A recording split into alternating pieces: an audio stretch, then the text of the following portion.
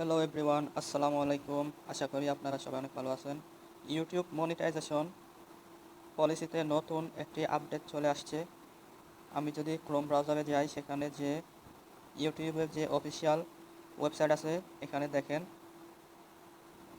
দেখেন এখানে লেখা আছে new creators applying for YouTube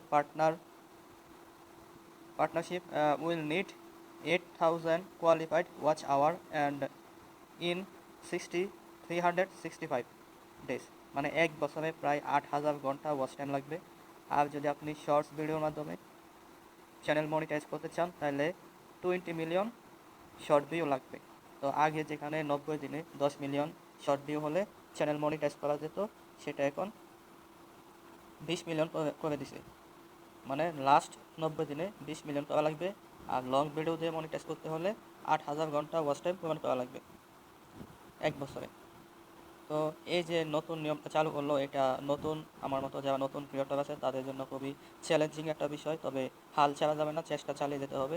এখানে দেখেন এই যে সিস্টেমটা, এটা কবে থেকে চালু হবে এটা লেখা আছে। এই যে এখানে লেখা আছে 2027 সালে ফেব্রুয়ারি মাসে 1 তারিখে চালু হবে। মানে আমাদের হাতে এখন আরও 5 মাসের মতো সময় আছে। এর ভিতরে আমরা চাইলে 4,000 ঘন্টা ওয়াচ টাইম পূরণ করে অথবা 10 মিলিয়ন ভিউজ পূরণ করে আমরা চাইলে আমাদের চ্যানেল মনিটাইজ করতে পারবো। নয়তো সেটা 2027 সালে গিয়ে ডাবল হয়ে যাবে। ওয়াচ টাইম লাগবে 8,000 এবং শর্ট ভিউ লাগবে 20 মিলিয়ন।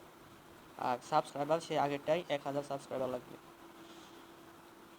তো যাই হোক, হাল ছাড়া যাবে না, চেষ্টা চালিয়ে যেতে হবে। ইনশাল্লাহ একদিন না একদিন আমরা সফল হবই। তো ভিডিওটা দেখার জন্য সবাইকে ধন্যবাদ। ভিডিওটা ভালো লাগলে অবশ্যই চ্যানেলটা সাবস্ক্রাইব করে দিন এবং ভিডিওতে একটা লাইক করে দিন নতুন নতুন ভিডিও আপডেট জানতে হলে। ধন্যবাদ সবাইকে।